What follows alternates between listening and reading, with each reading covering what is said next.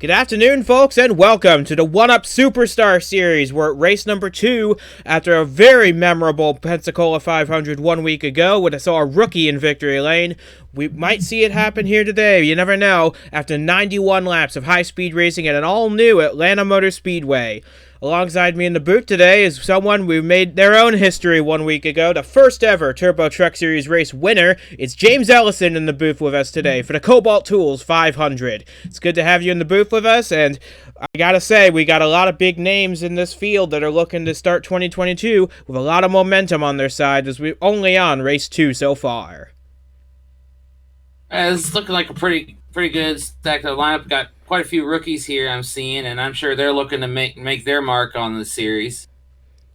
Yeah, absolutely. It's going to be a lot of fun to see how these drivers navigate this 1.5 mile oval. It's been reprofiled since we were last year. The banking's increased. The turns are narrower. The straightaways are wider. It's going to be a lot of fun to see who can take it to the track and see who can hold on for victory here at Atlanta. And looking at the starting lineup right now, we see Kevin Carter on pole position in his number 70 Toyota with Jared Polanski alongside him. He won this race a year ago, so don't count him out by any stretch of imagination. Jeffrey Finguy and Jake McMillan, both past winners, line up on row number 2, with Nelson Reeves rounding out the top 5. And like you said, there are plenty of rookies in this field. 2 of them are in the top 10, and one of those 2 was the Pensacola 500 winner last week. So anybody looking to build some momentum is going to have to go through him in order to do it. Yeah, this is going to be big because a rookie winning Pensacola 500, it's nice to see. And then, opportunity to go back-to-back in your first 2 races in the series. Come on. Who wouldn't want that? Absolutely. We've never had a driver win back-to-back races to start the season. Could it happen here today? We'll find out in 91 laps time. This is the One-Up Superstar Series from Atlanta Motor Speedway. The Kobalt Tools 500 is going green in just a short while. You won't want to miss a second of the action. The start is just moments away. With Kevin Carter and Jared Polanski on row number 1, the pace car is off, heading into the restart zone. For the first time in One-Up Superstar Series history, we're underway at the all-new Atlanta Motor Speedway. And Kevin Carter gets a good launch off the line. He gets an inside line on Jared Polanski, but don't look now. Here comes Jeffrey Finguy, making it 3 wide already as they go down in the turn 1. Finguy not wasting any time here. That's definitely the case. Jeffrey Finguy on the inside trying to establish himself as a contender, but he's now being put 3 wide by Nelson Reeves in the 17. This is an incredible style of racing. Oh, and we got Kevin Carter up into the outside wall already, but off of turn 4, coming to the line, it's going to be a drag race, but I think Nelson Reeves got him to lead lap number 1, but now he's being put 3 wide by Miles Mashburn in the 72. Yeah, they're bouncing around quite a bit here, even if they're not making much contact outside of Carter on the wall. This is definitely nuts, and we're only on, lap 2. This is, wow. It's going to be a wild day at Atlanta, that's for sure. As Nelson Reeves comes off of turn 4, he will lead lap number 2, ahead of Jake McMillan in the 21, and Finguy slips back to 3rd with Justin Hutchinson on his tail. But Nelson Reeves is doing a pretty good job leading this race. It's his sophomore season in the One-Up Superstar Series. He hasn't had much success. He's yet to get a top 5 in his career. Maybe today will be the day. But he's got a very hungry Jake McMillan on his back bumper. McMillan hasn't won since Watkins Glen 2 years ago. Yeah, he's been peaking there. I just saw him in 3 and 4. He's just pushing Nelson. He wants, and there he goes. He's moving to the inside now, and I have a feeling he's going to get it, or, well, maybe not. He's side by side at the very least at this time. Coming off of turn 2, they are side by side down the back straightaway. Reeves got a slight advantage, but now Justin Hutchinson in that 10 car is making a move to the bottom to try and push McMillan along, and now moved to 21 to the top spot. Jake McMillan, who led 9 laps in the Pensacola 500, is now the first driver to lead in both races so far. Justin Hutchinson trying to join him in that club, along with Miles Mashburn in the 72. They're all hungry for a win, because considering Justin Hutchinson hasn't won at a track other than Las Vegas in over 2 years, this is certainly a hungry driver looking for a win to get his season started on the right way.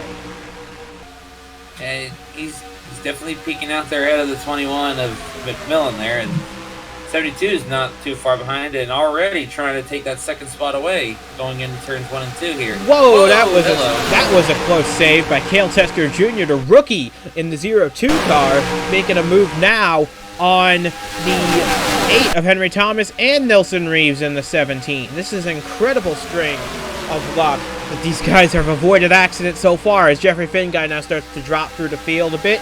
He's currently hanging out in about the 8th position with defending series champion Christian Vargas right behind him in 9th.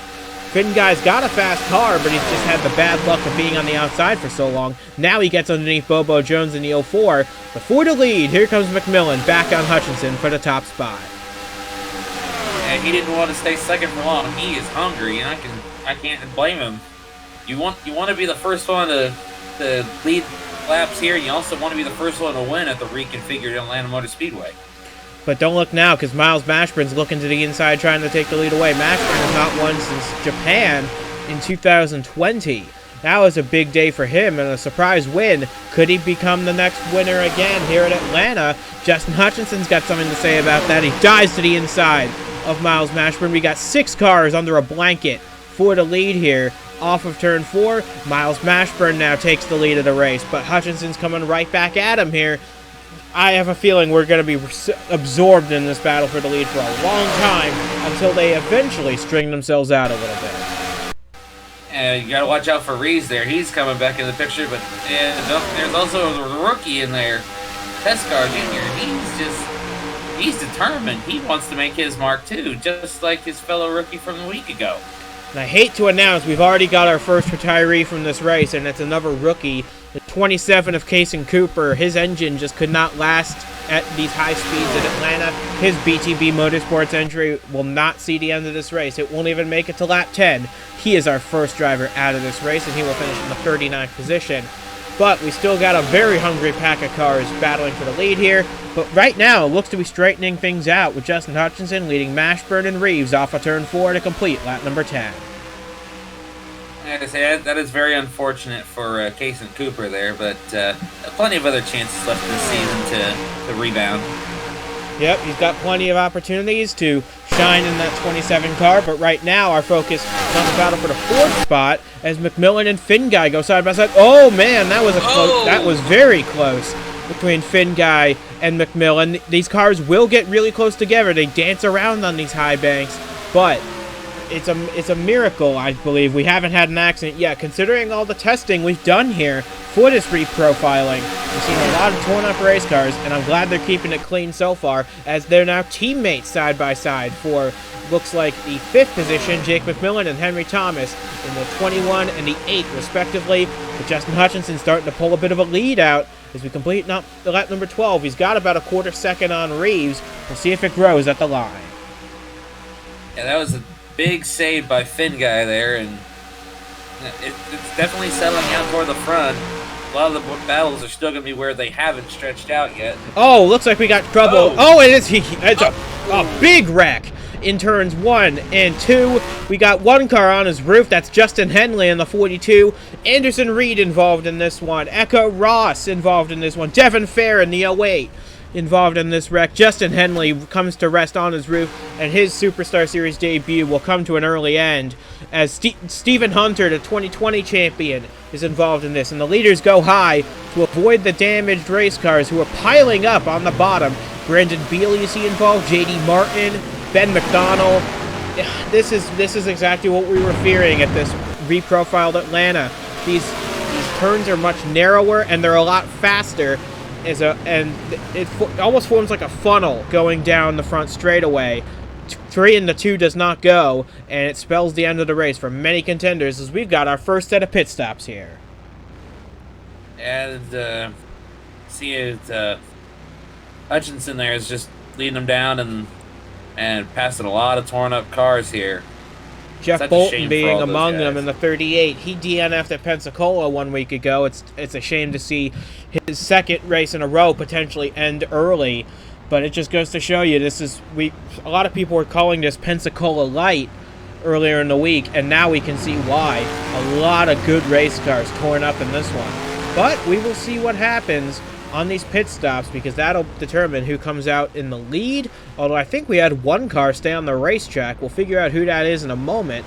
But Hutchinson is not the first one off pit road. That's Nelson Reeves in the 17, who smash burned out of the pit, then Hutchinson. So Hutchinson loses 2 spots in the pit lane, and soon enough we will get you a replay of what happened to this massive accident in turns 1 and 2 that eliminated so many good race cars from the mix of victory. Here at Atlanta Motor Speedway, this is the One Up Superstar Series. We're on lap number 15 under caution for the first time today, and you can see a lot of good cars cycling out of the pits, and we'll now get you a replay of what happened to Justin Henley and all these other good race cars here. It looks like the accident actually starts ahead of Justin Henley, but it looks like he gets the worst of it. He just can't slow down in time. With a big... Ooh, Anderson Reed slams into the back of Henley and tips him onto his side. Reed actually riding the top of J.Q. Halleck in the 4. That's a shame for them. Another DNF for the 4 team. But these cars are just... It looks like they're all glued together as they try and get their way back to the pit lane. But you can see Anderson Reed's the cork in the bottle there. It's just an unfortunate situation when you get that many cars lined up in a good position. It's an unfortunate situation all around, but it feels like insult to injury for all those who were stuck together there. It looks like this is where the accident starts. Stephen Hunter in 9th. He gets hit by Cale Tesker Jr., and then Bobo Jones gets a piece. Zachary Fitzwater, his first DNF of the season after a memorable Pensacola 500. This one will be forgettable for him. William Brock, you see, gets involved in this. Diego Yepes, Brandon Beal, and Felix Anderson slows to a halt to avoid this one. And as you can see, it's just a big mess of cars down on the apron and on the banking. You see the leaders are going to come up here shortly to avoid all these cars. Riding on board now is Stephen Hunter. He's running in the 9th position, right behind Blair in the 19th. Coming off turn 4, you see them duck onto the apron, and 3 and the 2 does not go, as we've mentioned before. And Stephen Hunter is just a victim here. Oh, he gets almost tipped onto his side there as a result of that impact. And you can see just the absolute carnage that shows its ugly head here at Atlanta Motor Speedway. It's a shame for all these good cars that got torn up. And I'd like to say they can look forward to next week, but next week is the high banks of Bristol. And we've seen from past experiences there, it's very unlikely you'll get out of Bristol in one piece. Short track racing, you gotta love it, but some drivers just hate it. But we've got the lights out on the pace car. We'll be going to green next time by. Looks like you got a couple of cars on the tail end of the lead lap here. Daniel Voiles, Echo Ross, and Jeff Bolton. Ahead of your race leader, Felix Anderson, who did not pit under this caution. We'll see how that impacts him in his race. But Nelson Reeves is the first car that did come into pit. He will line up second behind Anderson. And critically, he'll be the first car with no one to his inside. So it'll be interesting to see how Reeves fares in this restart. But Anderson will lead him to the green right here. And it gets a good, clean start, which is exactly what you need. No, here comes the 10. Not wasting any time. A big run by Justin Hutchinson. It looks like Anderson on old tires is holding up the top lane, as well as these damaged cars up high. Now Justin Hutchinson retakes the lead, gets Voiles, Martin, Beal, and McDonald all back on the lead lap. But for how long is the question? Because this 10 car is flying through this lap traffic like they're standing still. And it's not just him. Jeffrey Finguy is making his way through, Jake McMillan, and Daniel Bouchard in the 73 making his way through. As we look to see if there's any more incident back here in the pack. Anderson's already slipped out of the top 10 in just one lap on those old tires. It just goes to show you want to get a fresh set whenever possible, because if you don't, it's going to come back and bite you in a big way. Yeah, it's a gamble that definitely did not pay off for Anderson, and he's paying the price for it here. Oh, looks like we got a smoker, an engine on pit road, and it's the 83, I believe, of Duke Anzac, who had a DNF, I believe, at Pensacola as well, and this will be his second in as many races. It's a tough break for the 83 driver, but especially after his team did so well in the Nitro National race at Road Atlanta. But we'll see him again at Bristol in 1 week's time for him to get another crack at it. But back up at the front, Jeffrey Finguy's taking the lead from Justin Hutchinson, and now Finguy is in command at the end of lap 20. But now Justin Hutchinson's getting underneath him, and Daniel Bouchard's going to make it 3 wide for the lead right here. this is getting intense here. See what happens when you get a caution. It just bunches everybody back up for a little while, and you get some good racing. Absolutely, and Justin Hutchinson taking advantage of the situation with the free wide action. He gets back ahead of Jeffrey Finguy and Daniel Bouchard. They cross the line to complete lap 21. We're about a quarter of the way through this race now, but they're showing no signs of slowing down at all. So here comes Finguy with a push from Bouchard. It's 2 Fords and 1 Dodge leading the way with a couple Fleet Chevrolets right behind him. Yeah, these guys are just... I think these guys are probably going to be the ones who settle it out amongst themselves pending any issues for them. And if it happens, there's a number of other drivers that could definitely capitalize. Right now, Finguy, Bouchard, and Hutchinson are... And right now, it is Jeffrey Finguy continuing to show the way here in his Motorcraft Ford. He won 5 races last year, including the season finale at Homestead. So he knows his way around these mile-and-a-half tracks, and he's looking to jump back to the top of the tables here, because he had a bit of a poor day at Pensacola. He got involved in a few accidents, finished off the lead lap there. But he's leading right now, and the fastest lap in the race so far goes to Daniel Bouchard in the 73. That is worth a point in the 1-Up Superstar Series, and Bouchard's looking to capitalize on that point to keep himself in the top 10 in points. He finished top 10 at Pensacola, and he's looking to do the same here today. Yeah, right now it's a 2-horse race, but 21 back there, McMillan, he's still wanting to get back up there and get in the lead, and he seems to be creeping in there just a little bit. But now he's getting under a fire from Justin Hutchinson in the 10, who is battling him for third. No longer a battle. Hutchinson clears the 21. But right now, it is Finguy leading Bouchard and Hutchinson with the 2 Venta Motorsports Chevrolets 4th and 5th right now, with Bobo Jones' Dodge in 6th. And I think from further back, it'll be Blair in 7th, and Vargas now moving up into the 8th spot. And rookie Aiden Clare in the 00, filling in for the injured Sam Denotto, putting on a very good run for that Carter Racing System team. He's in the top 10 now. That is a very good deal for a fill-in driver. That'd be a great thing to have a top 10 in this race for that 00 team. But right now it is Jeffrey Finguy out in command of this race. He wouldn't trade that for anything. And right now, Finguy's got us the slimmest of margins over Daniel Bouchard right now in their battle for the top spot. You see Eka Ross in the 39. She is well off the pace on her way to being lapped by these cars. It's still a little ways away, but it's going to be inevitable at this point. She's actually already a lap down, and this would put her 2 laps down. But she had a strong run at Pensacola. She can afford maybe a little slip up here. And if she can stay on the track and have more cars fall out, yeah, here they come to lap Eka Ross right here. Didn't really hold Finguy up at all there, or Bouchard. They just moved right inside of her and pass on by. Yeah, Ross doing exactly what she should be doing, getting out of the way of the leaders, not impacting their race by any stretch. But right now, Jeffrey Finguy continues to lead the way. Bouchard in 2nd. Could Bouchard be making a move for the lead right here? Here he comes in the 73, down to the bottom of the racetrack. Daniel Bouchard looking for his first lap sled of the season. And it's going to be close off the turn 2. They're going to be side by side, but he's got a push from Justin Hutchinson.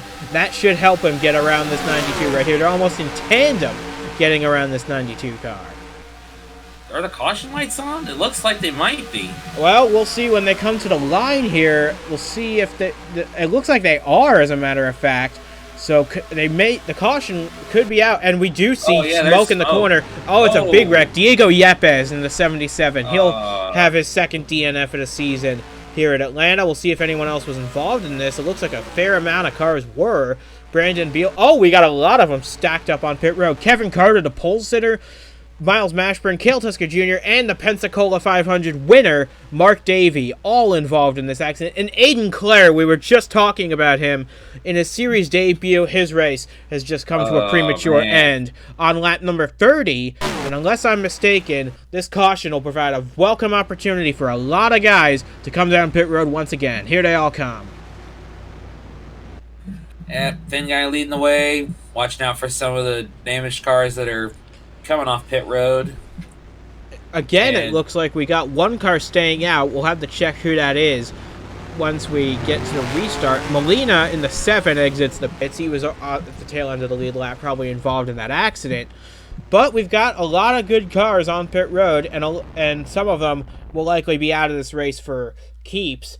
As we make our way through the pit stop sequence here, Thomas is the first one out of his pit, but Finn Guy's going to beat him out pretty handily. Hutchinson drops several spots. He falls back to about 7th or 8th. Nelson Reeves also falls to the back a little bit, but this is going to be an interesting one because I think it's going to be the exact same story we saw earlier in the race where 3 into 2 does not go, and it eliminated some key players like Carter, Mashburn, Tesker Jr., and the Pensacola 5 winner himself, Marc Davey. So I'm pretty sure this is where this accident starts. They come up to lap Echo Ross, and oh yeah, Christian Vargas just gets up the racetrack. Stephen Gale tips the 12 into a spin, and from there, it's just stack up city. Oh, Marc Davey with a hard shot into Miles Mashburn. Cale Tesker Jr. as well, and Jeff Bolton finally finds a crash he can't avoid. Yepes and Carter plow into it as well. This is just an accident where, well, there's multiple accidents really here. There's one accident that started it all, and then there's several more accidents checking up to avoid the first, and it all ends up in one big wreck. In fact, one accident happens, people try to avoid it, and they end up creating their own problems. It's just unfortunate. Hey, you look at the 0-0. We were just talking about it. Aiden was just riding along, doing fine. Commentators curse. We shouldn't have been talking good about him. But it looks like Miles Mashburn's got the hardest hit of the bunch here. He got tagged a bunch of times. First by Aiden Clare, then by Marc Davey, and then again by Cale Tesker Jr. It's just a shame what happens, but it just goes to show you nowhere is safe on this incredible speedway here at Atlanta. But we'll see. We've got a lot more out of this race now. So the pack is thinning out a little bit here. And it looks like the lights are out on the pace car. We'll be going green this next time by.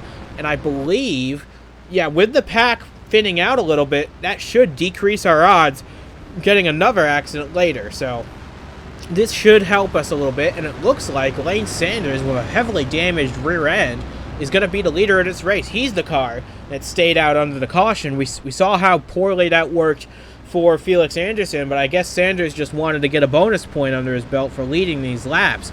So we'll see how this affects the 41's race, but it'll be Lane Sanders leading us to the restart here. Yeah, that's a big gamble with that damaged number 41 car for Sanders. This is going to be interesting to watch. Now, I'm pretty sure Finn Guy's not going to want to stay behind him. No, he will not. If he's going to find a... And these two have history, remember. A year ago at Watkins Glen, they tangled in a big way that eliminated both of their cars from that race. So there's no feelings lost between these two. And as they come through 3 and 4, the pace car is going to make the turn on the pit road, and we're going to get ready to restart this race on lap number 34. Lane Sanders leads them into the restart zone, off of turn 4, into the restart zone. Green flags back out. We're underway once again, and it looks like Jeffrey Finguy is going to waste no time getting around this 41. He's going to want to do it cleanly and quickly, and it looks like he's going to do just that. Yeah, I'm not expecting Lane to stay there very long. He's already holding up some traffic, and I have a bad feeling that if he doesn't get out of the way, this could create our next big wreck if we're not watching out. Oh, we got a battle for the lead right here already. It's Daniel Bouchard in the 73 taking the lead away from Jeffrey Finguy, so Bouchard will be out front for the first time today. Moved to 73 to the point. Bouchard has not won a race since Iowa 2 years ago, and that was a very opportune win itself. So Bouchard is an underdog for a win, but he's proving he's got the speed here today. But I'm not so sure Finguy is going to want to let him run away with it too easily, as we now only have 18 cars left on the lead lap here. Yeah, Finguy's already peeking, looking for that opportunity to get back by. Like you said, he does not want to let Bouchard stay ahead for long. And it looks like we got more trouble, and this is Felix Anderson, Ben McDonald, William Brock involved in this one, so the caution comes back out again. On lap number 36, you see Felix Anderson with a ton of damage on that IKEA Toyota. It's a tough tough wake-up call for Motor Dash Racing. They make the move up to the Superstar Series, and it just doesn't bode well for them in the early stages, especially for that 53. But it looks like now we're actually going to have a split decision about who comes to pit road and who doesn't. Looks like we got about half the field coming in and half staying out. Jake McMillan comes in, Bobo Jones comes in, Daniel Voiles, he was a lap down, but he comes in. Nelson Rees, Jason Parker. Now Lane Sanders does come in the pit, so he'll be back on sequence with everybody else. And, we got a little bit of contact here on pit road, but from Brock Anderson and Jason Parker in the 76. I'm curious to see how this one starts, although I've got a good feeling I know how this originated. It's just going to be 3 into 2 again, and we've seen how poorly that works out for most of these guys. Here's where Brock was running, and I believe this is going to be the exact same story all over again. And yes, it is. Christian Vargas tips the 53 into the 93. And it doesn't look like anybody's going to really fall out of the race as a result of this, but their hopes of winning are certainly going to go down the tubes. Because any damage at a high-speed track like Atlanta is going to spell the end of your day pretty soon. Yeah. And the 53, they already made that gamble earlier, got to get some points there. Felix Anderson just going to have to ride around and hope for the best from here on out. So we've got the pace car cycling the field around. So it's Daniel Bouchard leading the way on lap number 38. Jeffrey Finguy runs second. Blair in the 19 in third. Hutchinson 4. Stephen Gale in the 35 making moves up through the field. He started fairly deep in this field. He started 21st. But he's up into the top 5 now, with Roberto Crown Jr. in 6th, Henry Thomas 7th, Nick Ortiz 8th, McMillan 9th, and Nelson Rees rounding out the top 10, just ahead of Bobo Jones. So, it's going to be an interesting one, because we're going to get another restart here. There's only 24 cars left in this race, only about 17 on the lead lap now. So, the odds of an accident, they're still there, of course, but we might not see as big of an accident as we saw earlier in this race, and that could be a blessing to hopefully go green flag racing the rest of the way. Yeah, it's a big hope there, but at the same time, as we've already seen, reconfigured track, it's already thrown quite a few wild cards. I'm sure it's got a few more, and hopefully they're in the form of some people who haven't had the opportunity, taking advantage of surviving these messes and being able to get up to the front. But it's still, obviously, as the lights are off on the pace car, Bouchard, Finguy, they're their main two right now. So as J.D. Martin takes his place on the inside line, first of the lapped cars, Echo Ross right behind him, and Ben McDonald, Daniel Voiles, Brandon Beal, Andres Molina. They are cars off the lead lap at this point in time. I think Felix Anderson will join them once his damage is repaired. But we've got plenty of racing still to go. We've got over half the race still to run. And we've already had some pretty wild accidents that have eliminated almost half the field. This is giving me deja vu back to the Pensacola 500. Actually, all of the Pensacola races last week had depleted fields in one way or another. Here's Felix Anderson. He's exiting the pits with some damage repairs.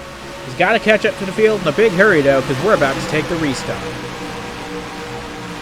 You talk about the chaos at Pensacola, having been a survivor of the chaos in the Turbo Truck Series race.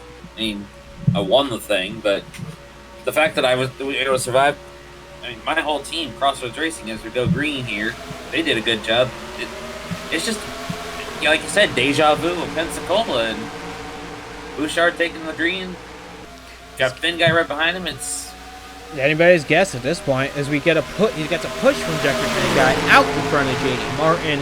I believe that 66 is actually going to be able to maintain competitive speed, so he might be an obstacle these guys have to get around in order to catch the 73. They're going really wide behind the 73 to try and take the spot away, but this is letting Bouchard pull out to a really nice lead. And 66 is just a rolling chicane right here. JD just in the way, and that was a little close.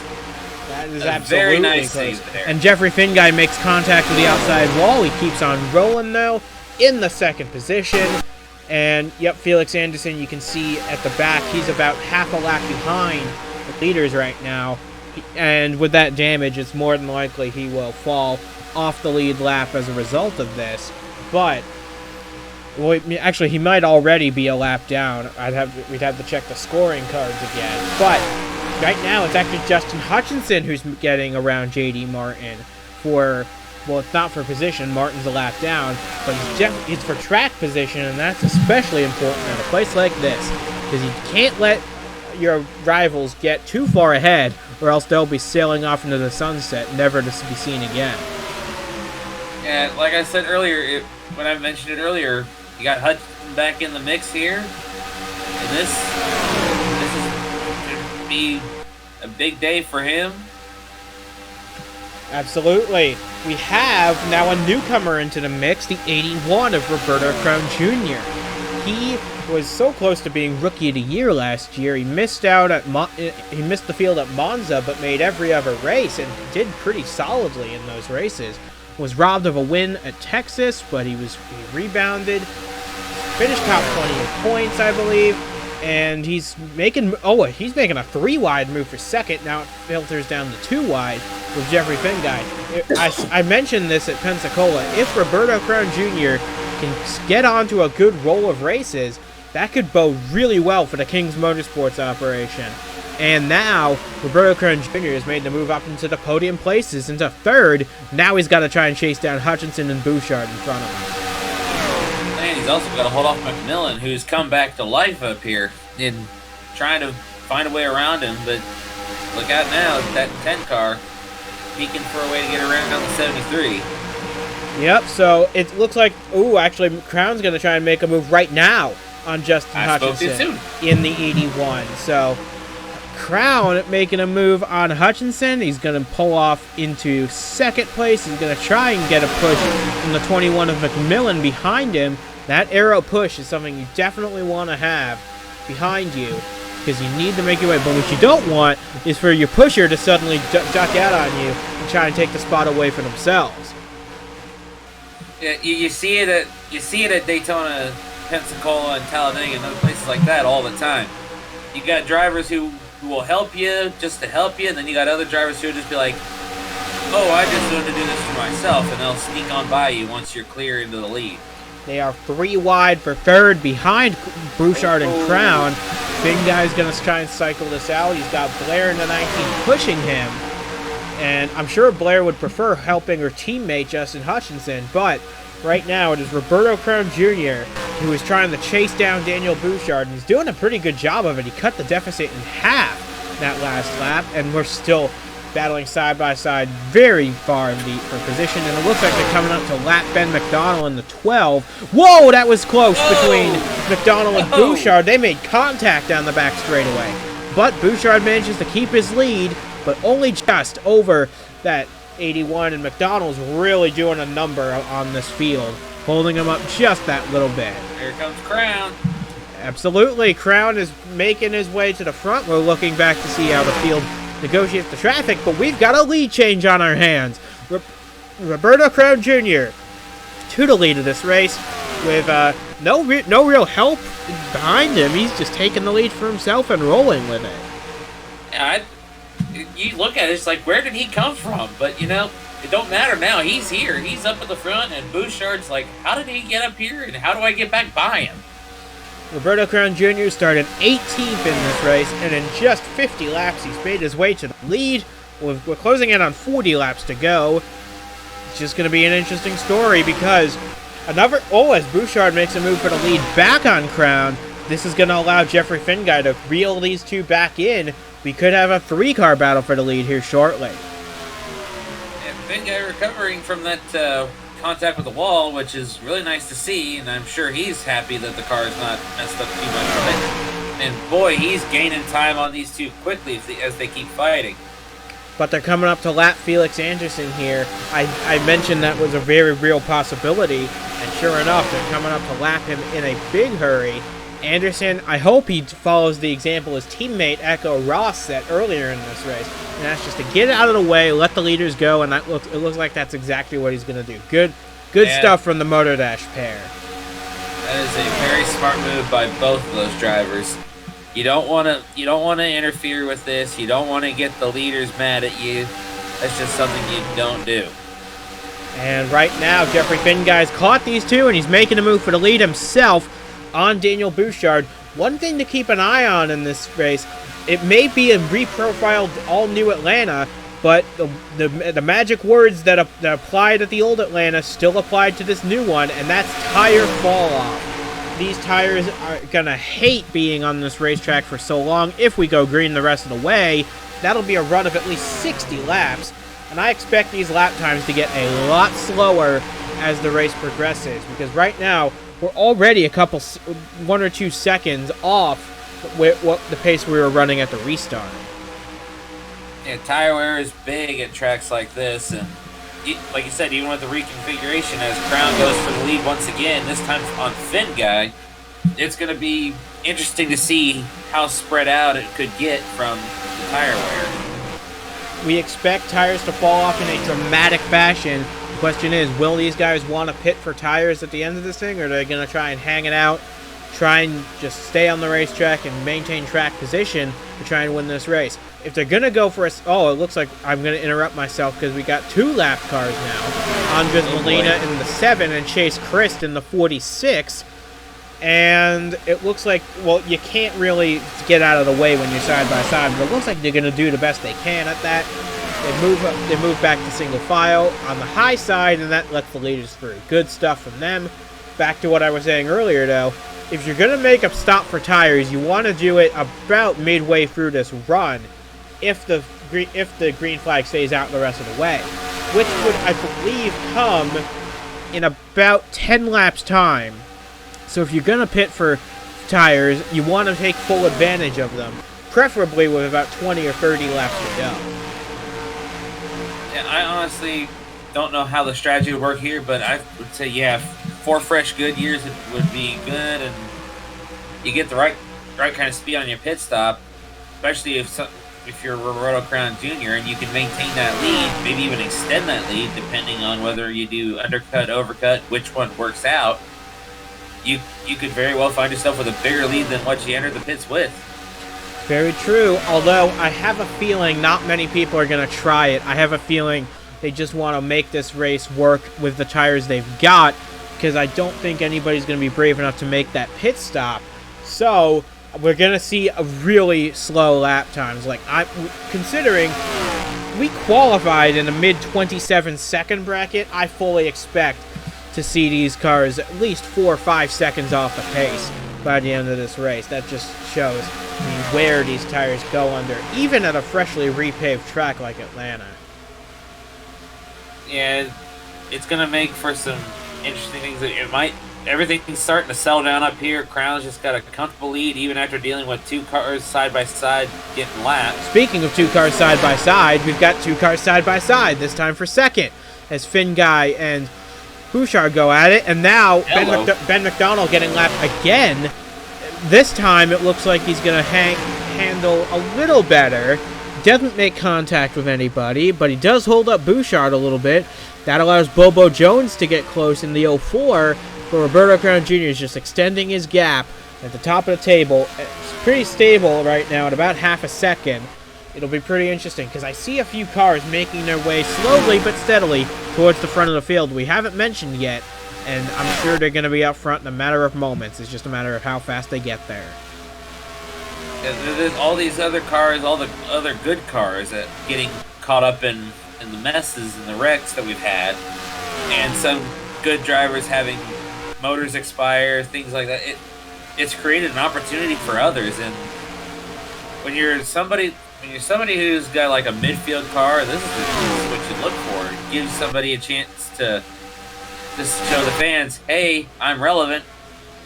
Absolutely. Roberto Crown Jr., he's driving for a top-level team in King's Motorsports, but he is looking for his first career win in the 1UP Superstar Series. He was denied possible victory at Texas last year, and this is a very similar track in shape, but very different in every other way to Texas in Atlanta Motor Speedway.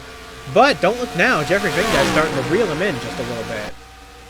And Finguy, that 92, it is a rocket ship at times, and Then there are times where it just slides back and then it just rebounds so quickly. It didn't get stopped by a hit to the wall or anything. And now as he catches back up the Crown, we got ourselves a fight coming up here again.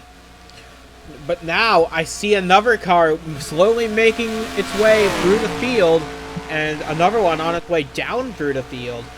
But I'm focusing first on this car making its way up is Roberto Crown's teammate and team owner, the number 18 of Jared Polanski. He started on the outside pole, but hasn't really featured much in this race. He won this race a year ago. Could he go back to back? He's closed in from about 12th place, now all the way up into the podium places in 3rd. And he's got plenty of opportunity to chase these guys down. Could we see a back-to-back for Polanski at Atlanta? Well, he's certainly got the car, and it's showing now. I was going to say, one car falling off the pace a little bit is Daniel Bouchard. He's fallen all the way back to the 9th position now. And he's under fire in that spot from Stephen Gale in the 35. So Bouchard going the wrong direction, Polanski going in the right direction. We got it happens in every race. You get comers and goers. We got a goer in Bouchard and a comer in Jared Polanski in this 18. It'll be interesting to see how far up the field he can get, because these two are going at it like hornets as we're closing in on about 25 laps to go. It's unfortunate for Bouchard. He was up there fighting with the Finn guy and Crown, and next thing you know, he gets encountered with a lap car, and something else must have happened after we stopped focusing on him, because now he's just losing relevance. He's back there. He's probably trying to figure out what exactly happened to cause him to fall back like that. He's now just barely inside the top 10 in the 10th spot. But Roberto Crown Jr. continues to hold a narrow lead over Jeffrey Finguy. We've got about 25 laps to go in this race, and Jared Polanski is just starting to close in on these guys a little bit each lap. He gains a couple tenths here, a couple tenths there, and now he's less than a second behind. So I'm curious, if Polanski can get past Finguy, will he play a good Samaritan teammate and help his young protege to his first career win, or is he going to try and go for it himself? Because we know Jared Polanski, he's as selfish as they come, and if he sees an opportunity to take a win, he's going to go for it. Yeah, I can just hear the jaws steaming right now in the background as he closes in. Absolutely, and he closed the gap by 4 tenths on that last lap. He is flying through this field, and Finguy takes a peek underneath Crown. Doesn't look like anything's going to come of it. Oh, maybe not. Takes another look to the inside. Finguy taking a look, and he's doing more than taking a look. He's making a dive on Roberto Crown Jr., moved the 92 back into the lead of this race. But now Jared Polanski has absolutely caught these two, and I believe he's got a much faster car and much better tires than either of the two cars in front of him. So, Roberto Crown Jr. has a choice to make. He can either fight the 18 and let the 92 drive away, or he can realize that he's got older tires. He can let his teammate go and see if Polanski has anything to take on Finguy with. Either way, yeah, it looks like Crown's realized that he's not going to be able to win this race from this position, and he lets the 18 go. Let's see what he can do now against the 92. Yeah, Polanski, he's just on it, and already after clearing Crown, there he goes. Right, looking to the inside, Finguy hanging on though. Nope, not quite yet. And that's going to allow Roberto Crown Jr. back down. Oh, he makes a dive down to the bottom of the racetrack. Crown's not done yet. He wants to race for this thing, as he's now side by side with Polanski. He has to back out of it, though. That gives Polanski the second spot back. And now it's going to be interesting to see, because we've got about 20 laps to go in this race, and it can still go anybody's way among these top three. Yeah, Polanski, there he goes. He might. Nope. Finguy's got a good run on the high side. But we've got a lap car to deal with here in the 39 of Echo Ross. She was doing good as a lap car before, but now that the leaders are side by side, where can she possibly go? Get out of the way. Because although it looks like now Jared Polanski clears the 92 of Finguy and moved the 18 into the lead for the first time all afternoon. Yeah, I'm pretty sure Echo is probably hearing her spotter saying they're side by side, don't know what to tell you about getting out of the way, but now don't have to worry about that anymore, as the 18, boy, Polanski, he's rebounded from being not talked about at all by us. Then now all of a sudden here he is taking off, and Crown looking like he's trying to make it 1-2 for the team. Yeah, right now, Jared Polanski looking for his 7th career win in the Superstar Series. That would put him one behind the all-time wins leader, Stephen Hunter, who was eliminated in an early accident.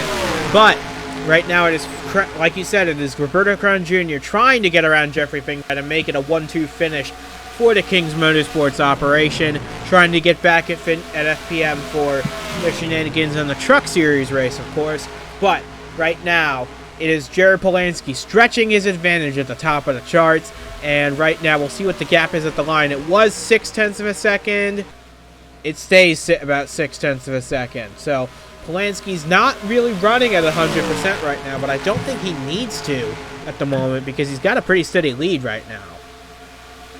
And it looks like Crown has kind of backed off Finguy for the moment, but that doesn't mean he won't try again before the checkered flag falls if he can keep up with it. Yeah, he might just be trying to save his stuff at this point because we still got about 15 laps to go, and it's anybody's guess who's going to take the victory here. Although, I imagine Jared Polanski has pretty good odds because he's increased the gap by 0.3 of a second.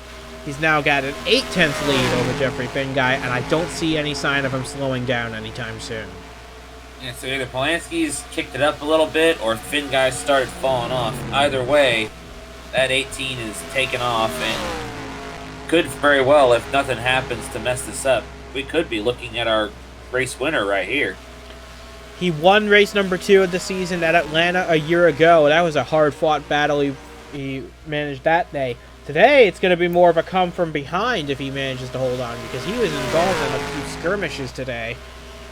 But he's doing everything right. He's got about he's now extended his lead to a full second over Jeffrey Finguy. You can see the gap there.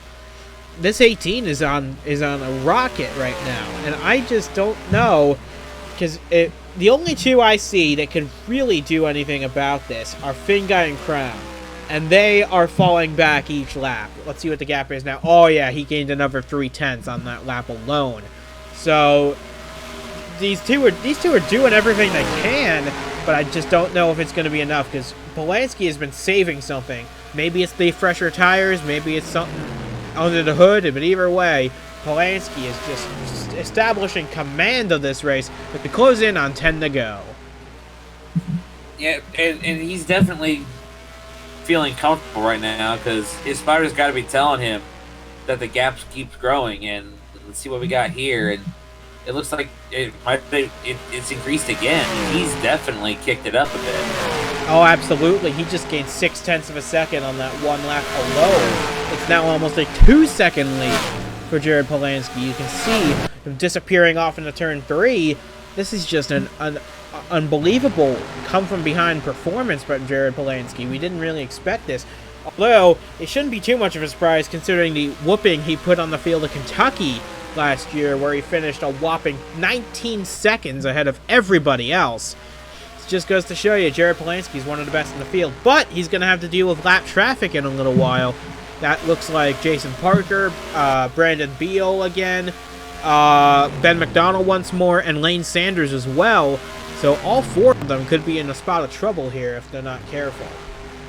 And as we're focusing on the leader here, I couldn't help but notice Bouchard has fallen out of the top 10. Yeah, he's fallen off entirely out of the top 10. So that is, I don't know what happened to that 73. Maybe it's the older tires. He is now in 12th spot, but I'm sure he was looking forward to more from this race. But the good news is he will leave this race with the fastest lap unless someone pits to try and take it from him. But either way, Bouchard will be proud of what he achieved today, and he'll look forward to Bristol with a little more confidence than he might have had before. But we now come to the line with Jared Polanski in a very comfortable lead. We have 11 laps to go in this race, and the gap is now 2.6 seconds. He's just establishing his dominance over the rest of the field as Jared Polanski. Even if the track's been reprofiled, it doesn't matter to him. As long as it's the same old Atlanta, he'll just keep on winning there. Yeah, he's definitely on track for back-to-back wins at this track. And as we're watching him looking to do so, I couldn't help but notice that the 91 car is Nick Ortiz is in 4th right now. And he actually just got past Roberto Crown Jr. to move up into the 3rd spot. So Nick Ortiz must have been saving something in the back up a little bit. He's now up into the podium places, but I think it's too little too late. So without a caution to bunch these cars back up again, I think it's game, set, match for Jared Polanski. Unless this 18 becomes the caution. We've seen it before where the leaders get involved in some serious accidents. You have to look no further than the infamous Superdome race for that. But we now look for back through the rest of the top 10 here. Now McMillan in 10th after having a strong run early. But looking back up now, Jared Polanski's got over a 3-second advantage over Jeffrey Finguy, and with less than 10 laps to go, he's really putting the rubber stamp on this one. Yeah, you talk about how the possibility of him being the caution. I'm pretty sure he would not appreciate hearing you say that, but you know. Yeah, well, it's just a part of history. Jared Polanski's always his motto is if we're not in victory lane, it's a failed day for us. So Jared Polanski's doing everything he can do to put himself in victory lane, try and deny his younger teammate Roberto Crown Jr. a shot at the win. But right now Crown is almost 5 seconds off the lead anyway, so I'm not sure that would have mattered too much. But we're coming to the close of this race now, and Jared Polanski's just kicking tail here. We'll see if the gap goes over 4 seconds. It's going to at some point. We just know it, but coming across the line here, yep, there it is, 4.1 seconds. There it goes. And the pace has slowed incredibly in this race as he comes to lap Jason Parker here. Polanski's running laps a full 7 to 8 seconds slower than they were running at the beginning of this run. So the tire fall off, this is the most tire fall off I have ever seen in a 1-Up Superstar Series race. This is just absolutely incredible that they're running so slowly considering the pace at which they started. But we've got about 6 laps to go, and Polanski's going to try and lap Jason Parker. It's going to be interesting to see what the 76 will do. He pulls low, he gives the 18 space up high to pass. It's going to be interesting because the bottom lane's the fast way around, but Polanski's got a pace advantage, so it'll be interesting to see. And wow, 4.5 second advantage. He's definitely got some room to take it easy getting around Parker here. Coming to, I believe, 5 laps to go in this race, and Jared Polanski's got a very comfortable gap at the top of the table. It was 4.5 seconds. Now, if they cross the line, it stays 4.5 seconds, so he's letting off a little bit. Bouchard still holds the fastest lap, even if he's outside the top 10, but coming to 5 to go here, and Polanski's just... And now Justin Hutchinson has gotten past Roberto Crown Jr. for the 4th spot. So Crown's starting to fade a little bit too, but Jared Polanski showing no signs of fading. He's coming to 4 laps to go at the line. And that is unfortunate for Roberto Crown Jr. He was looking to make it a 1-2 with Polanski here, but I guess the tire fall off really got him. It certainly has, but he'll look forward to Bristol where he can try again. We've got 3.5 laps to go, and the gap's now over 5 seconds. And put it this way, if a caution were to come out now, it would be the end of the race. We wouldn't have enough laps to go back racing anyway. So, the next flag should end the race here, no matter what it is. And as they come to 3 laps to go, I just don't see anybody running close enough to warrant a caution flag, really, at this point. Yeah, it's really spread out here. Now, I'm looking at the gaps here, even for positions, and wow, even 5th place is already 8 seconds back. Yeah, there's pending a single car incident that would be a race center. Yeah, this one's going green to the checkered. We are coming through 3 and 4 to 2 laps of racing to go. Jared Polanski has built up a 5.5 second lead. This is the Jared Polanski we've come to recognize. He comes up to the front and just establishes dominance over everybody else. We'll see what the gap is at the line here. It's going to be almost 6 seconds now. The top 10 separated. Yeah, the top 10 separated by almost 14 seconds. So Polanski almost half a lap ahead of the 10th place car. We're coming to the white flag this time, And barring any catastrophe, this looks to be game, set, match for car number 18. Yeah, he's definitely shown up here in the last 20 plus laps as the white flag goes in the air. Final lap here for Polanski. Started second. Now he's sitting pretty here with a huge lead. And he's definitely got this made. He's got it made. He can just coast from here. With a 6-second lead, I wouldn't blame him if he did. Coming down the back straightaway for the final time. Looking for his 7th career win in the series. And his 2nd in a row in the spring race at Atlanta. Through 3 and 4 for the final time. It is going to be Jared Polanski. Looking to make history by becoming the 2nd driver to get to 7 wins. Coming off of turn 4. He's going to do it. Polanski wins the Kobalt Tools 500 in a come-from-behind victory. Oh, William Brock could not make it on those tires. He had to stop and get some fresh ones even at the end of this race. But Jeffrey Finguy comes home with valiant 2nd. Nick Ortiz 3rd. Justin Hutchinson, Christian Vargas rounded out the top 5. Roberto Crown Jr. slipped to 6th at the end. Blair in the 19th, 7th. Henry Thomas 8th.